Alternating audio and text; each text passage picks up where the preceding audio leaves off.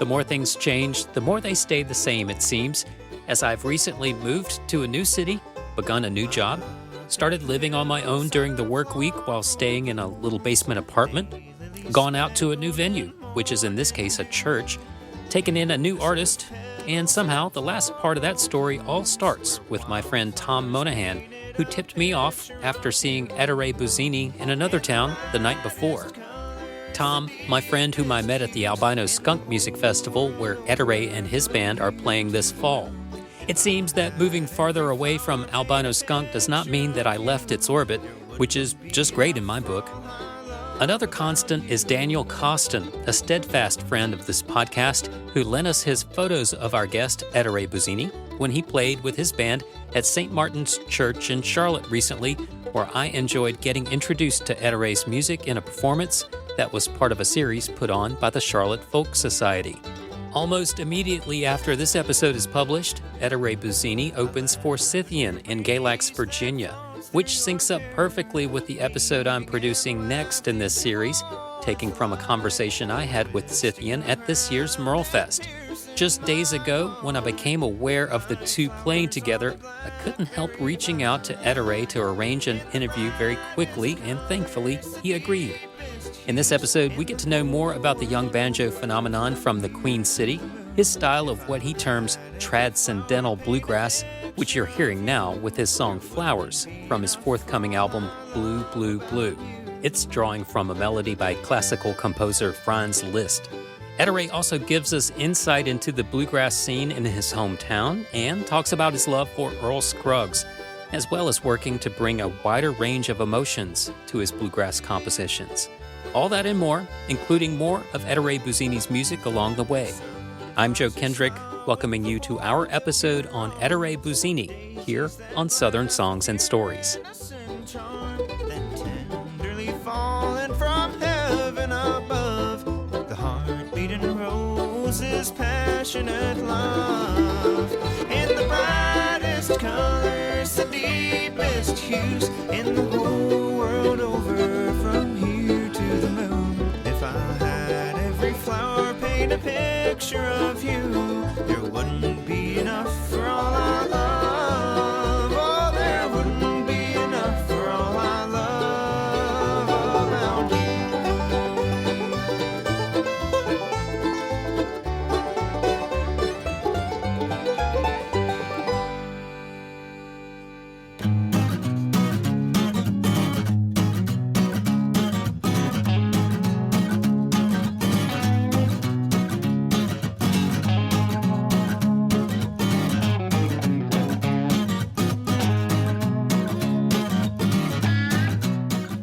Southern Songs and Stories is a podcast series with over 150 episodes, profiling artists ranging from Americana to blues and bluegrass, and from rock to rap. From history to hits, and from culture to creativity, you'll find a wide array of subjects, substance, and standpoints. And always, the music that binds it together. You can follow Southern Songs and Stories wherever you find podcasts, with more articles, photos, and videos at southernsongsandstories.com. And you can engage with us on social media, on Facebook, Instagram, Substack, and on YouTube at Joe Kendrick NC. Southern Songs and Stories with Ettore Buzzini here at WFAE Studios in Charlotte, North Carolina. Welcome, Ettore. Thank you. Thanks for having me. What you been up to? What's happening today? Today, you know what? This morning I mowed the lawn and worked on, the usual, sending emails or whatnot, and came down to Charlotte, and I'm talking with you right now. Very good. You're opening for Scythian coming up this weekend in Galax, Virginia. Have you hung out with Scythian yet? I have a little bit. I'm a really big fan of theirs, and I've seen them at Merlefest many times now, and I love the Slavic bluegrass fusion. I always think it's so cool, and like it sounds so cool, danceable and gypsy. And I've talked to them many times, and like whether it's backstage, and they at Merlefest, I used to play on the little picker stage, and they would always play before me, and whichever band I was in, and they would do a kids segment. And they would wear like cheese on their heads and stuff. So that's a core memory that I have of Scythian, and I'm really excited to play with them on Saturday. Yeah, I think that's the whole spirit of Merlefest and just the roots music world in general is just people coming up from a very young age and being accepted and being seen and having these opportunities. And Scythian is an example of that, having had that opportunity some 20 years ago when Doc gave them an opportunity to play at Merlefest. Yeah, yeah, they are definitely a great part of the community, and they have their own festival too, which I need to make it out to. It seems like very cool up in the hills of Virginia, I guess, somewhere. Yeah. Can you tell us about your experience with the bluegrass culture here in Charlotte? And is this city ripe for a bigger roots music scene, especially with young folks? I think definitely so. I've had I grew up here in Mooresville, which is not far, and I always went to the Folk Society concerts, on the porch and on the hill, whichever park that is, and it's a cool place, but it does have the stars are starting to align right now, I feel like, for Charlotte's bluegrass scene, because for a long time there are so many great pickers and musicians that come out of here, but they never really end up meeting each other and mixing too much. It's kind of hard to pinpoint a scene, if you know what I mean. But it's starting to come together, and everybody's starting really to meet each other, I feel like. And I also have more theories about Charlotte and about its place in the bluegrass scene coming up. But I think it's definitely very ripe. Like, it's a great time for the bluegrass to explode pretty soon. What are your theories? Well, I think, Charlotte, I guess, is famous for being like the city. Like, what's there to even to do in Charlotte besides breweries? And I think, there's also like, that's also a really simple way of looking at it. There's a lot of stuff that you can find, and you just have to kind of look hard is the only problem. And one of the things is there's so many people here. There's 3.5 million people here in the Charlotte area, and a lot of them don't know about bluegrass, and come from New Jersey or New York, and they like the southern charm of the city, I guess, or the laid back part, and they just don't know about the bluegrass yet.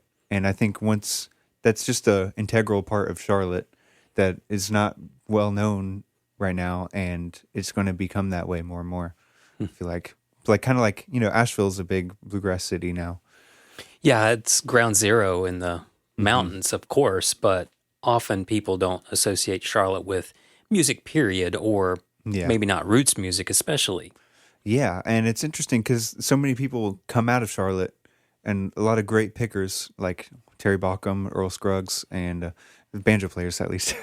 That's who I'm thinking of. But yeah, there are a lot of great musicians come out of here, but it's hard for them to find a central meeting place where it all goes down, if you get what I mean.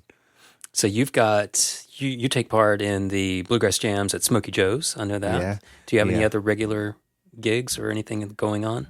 Well, I'm working on getting some more regular gigs, and a great band that I used to play with more, and North State Grass and Charlotte Bluegrass All Stars, they kind of introduced me to a lot of the spots in Charlotte to play bluegrass, like Jack Beagles, and I've played at also the Evening Muse a while ago, but that's another great spot. And the Neighborhood Theater is a great spot for catching bluegrass.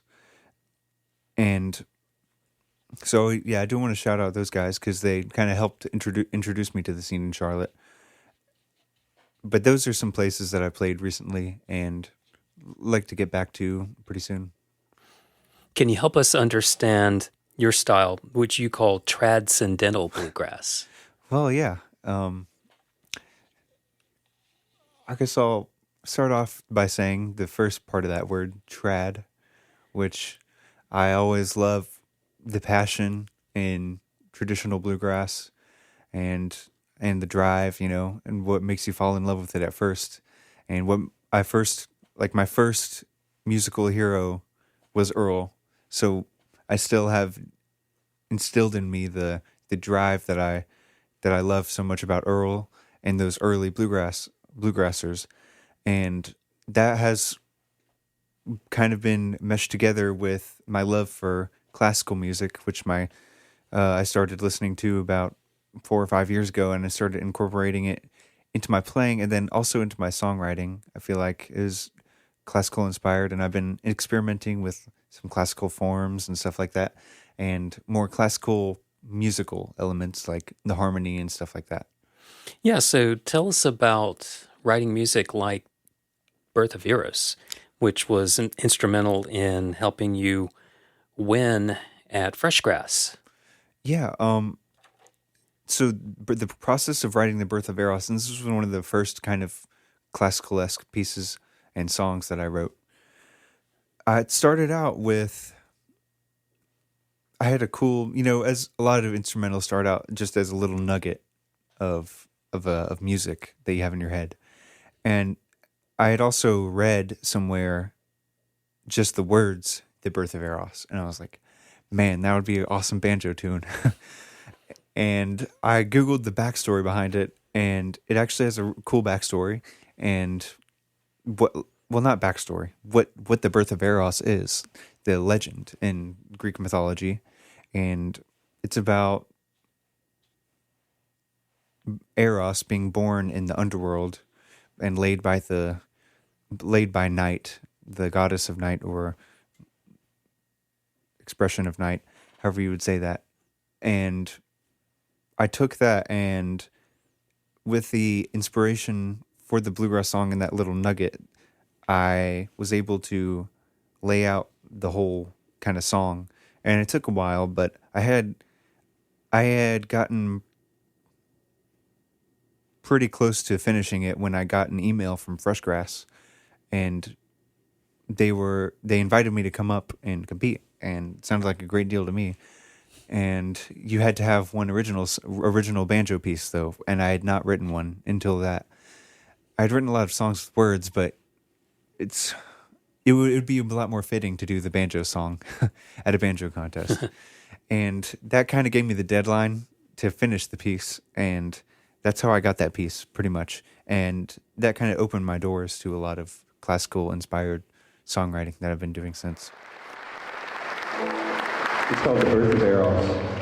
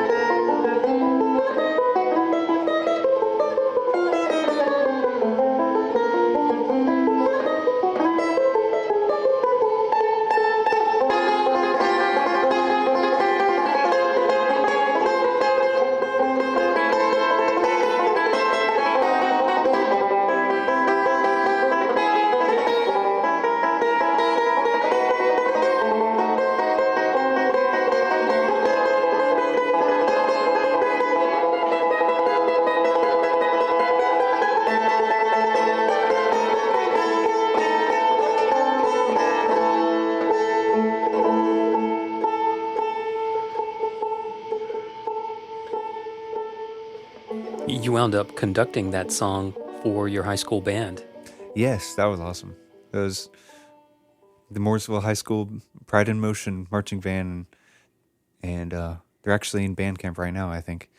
But that was a lot of fun because those were a lot of my friends from school, and I got to play music with them and expand my musical friends. How hard was it to switch over to being conductor? It was pretty hard. The hardest part was arranging it for the wind ensemble, which took a lot of learning about what's going to sound bad if I put these two instruments together in a certain way, and if that's too high for the saxophone to play. And the conducting, it took me a while to get to, especially doing two things with both hands. So you know the Kruger brothers, I bet. Yeah.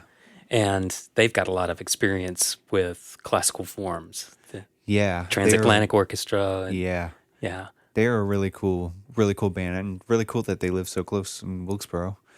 And I grew up seeing them at the Merle Fest too, and Carolina in the Fall, which I guess is defunct now, but they are definitely an inspiration, I would say. And I actually was able to see them a couple of weeks ago at Lost Worlds Brewing in Huntersville. Nice. But they're always blow me away. They're really cool. Yeah.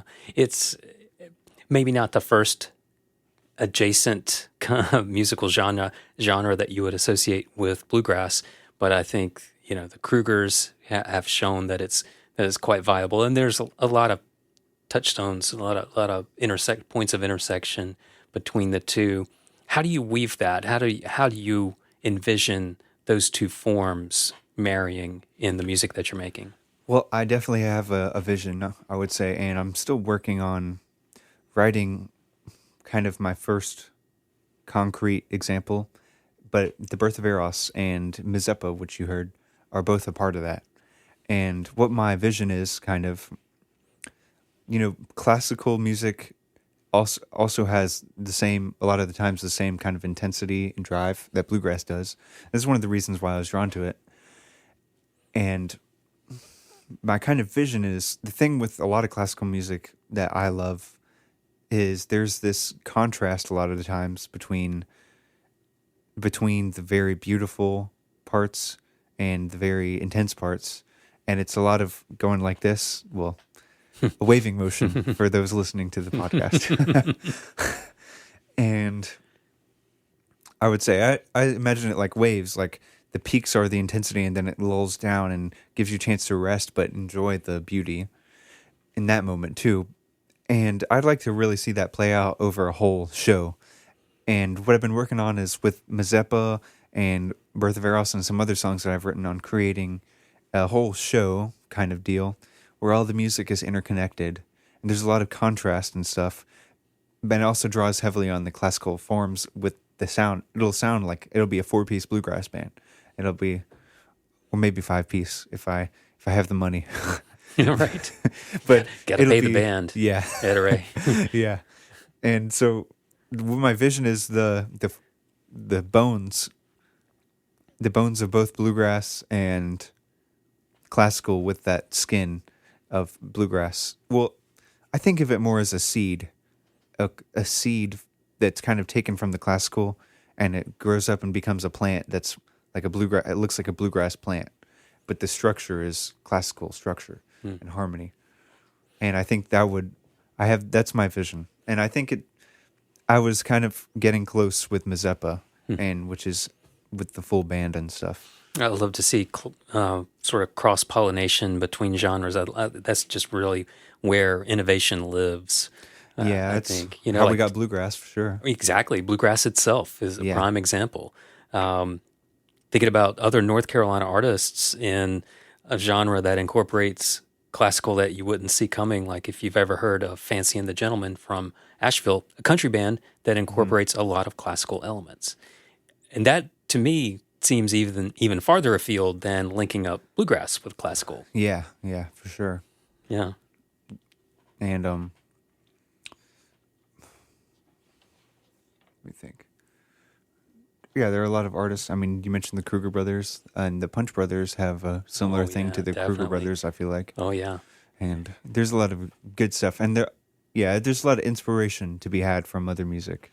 And there's a long way bluegrass can go to take all that before it becomes a sinking ship from all the information.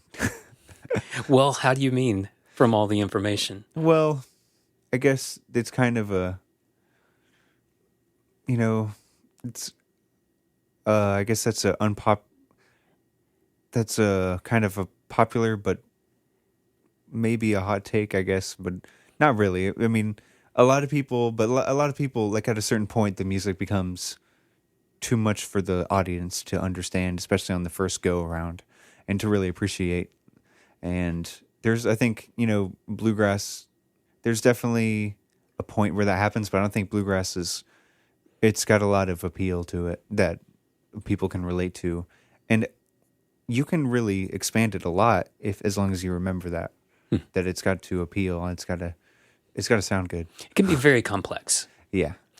Can you tell us about how you bring a wider range of feelings and emotions to the ones that we commonly associate with bluegrass? Well, yeah. And I was talking the other day to a guy, and we were talking about, he brought up a great point, which was, when you say that, do you mean the emotions that you can only really hear from music, or you want to bring more emotions from daily life into? And that was a great point that he made. And I think it's more of the emotions that you can only feel in music. And there are a lot of those, when you got Dear Old Dixie going and there's just that groove, it's an emotion, but it doesn't really relate outside of the music. Or it's not, it relates, but it's not describable and comparable with something. It just makes you feel that way. And I'd like to bring a lot more of that into bluegrass, because there's a whole palette that's not used, especially with the music, because, I guess bluegrass is kind of infamous for having like crazy stories and like about someone dying and a jolly beat behind it. And, that works for sure, but there's a whole palette of musical emotions that you can put behind that and suit the lyrics and try to make a whole different feeling come out. Yeah, I think with any genre, with any work, in any art form, really, you can get into a rut. You can get into what you think are your lanes, or not wanting to go beyond that. But what you're describing is breaking some of those boundaries, which I think is refreshing. You just got to have an audience that's ready to accept it, or to be able to grasp onto it. Yeah, for sure. And that's, I guess, the appeal of, you got to have what connects with people from the music, and like what relates to them and what strikes them in the heart, I guess. So this year you've got Blue, Blue, Blue. Yes. And that's your first LP? No, wait, you've got more recorded music than that. Yeah. Well, I have several singles out. I have a kind of an older project from when I was younger, under a different name too, Eddie Ray. Mm-hmm. And I'm sure you've heard Todd spin that maybe at WNCW, but that's one of my older projects. And now this is my sophomore, I guess, project, is what you call it, that I've been working on right now, currently. And I'm going to release that in September, hopefully on September 19th. It's what I've got planned out with the label. And we've already got some singles out too. I think you got Flowers. Yep, Flowers, Don't Love Me, and Happy, and Out in the Marshy Waters. And those are out on the streaming stuff and on the radios playing, and those are all tracks from this current album that I'm working on. You got a concept LP coming next year? Yep. That's what I was talking about with the Mazeppa and Birth of Eros, and kind of tying everything together with the music. What else is in store for you? Do you have plans for school? Well, I just graduated high school, and I'm definitely taking a gap year, and we'll see after that, because I might go to a community college and get my general ed out of the way while I'm taking a gap year. And I'm not really sure about school yet right now. And I think I would like to put all my chips in one basket, or whatever they say, about being able to focus on music all the way. Well, thinking about Scythian again, that's what they did is they forced themselves to go full time. They quit all their jobs on the same day. Oh, And they said, we're all in. We're going to do this or we're not. yeah, which is definitely that'll make you be successful, especially if you got to put food on the table. You know. You're going to have some good food in the fall at Albino Skunk Fest. Oh, is it the artist food is good? It's all from scratch. They're real Ooh. chefs backstage cooking up 3 meals a day. And then the late night delicacies. It's going to be fun. Yeah, that makes it sound even better. I've already heard a bunch of great stuff about Albino Skunk. We played a show in Greenville, and a bunch of people from Albino Skunk came and were giving me the lowdown on the hoedown. They were the people that tipped me off about your show in Charlotte last month Cool. when I saw you for the first time. Awesome, yeah. That was a great time too at the Charlotte Folk Society. Yeah. Ettore Buzzini on Southern Songs and Stories. It's so great to have you here. What else would you like to add? Well, I'd just like to say thank you for having me, first of all. Thank you for giving me a little tour of the studios here. And I'm glad to talk about all the things that's going to be happening in Charlotte soon. I think it's exciting, and I'll be playing a lot more around. So I guess keep up with me, keep up with the Southern Songs and radio podcast. Yeah, we'll share your links and put the word out. Awesome. Thanks, Ettore. Thank you.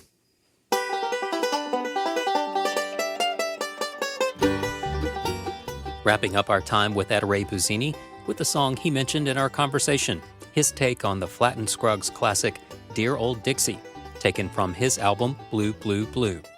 Thanks for listening. We encourage you to follow this series wherever you listen to podcasts and to share it with a friend. We are especially grateful when you take a moment to give us a top rating and, where possible, a review. You can follow this series on social media, at South Stories on Instagram, at Southern Songs and Stories on Facebook, and you can view these episodes and a lot more on my YouTube channel at the handle Joe Kendrick NC. We can also send you newsletters via Substack, where you can read the scripts of these podcasts and get updates on what we're doing and planning in our quest to explore and celebrate the unfolding history and culture of music rooted in the American South and going beyond to the styles and artists that it inspired and informed. I'm your host and producer, Joe Kendrick, and this is Southern Songs and Stories, the music of the South and the artists who make it.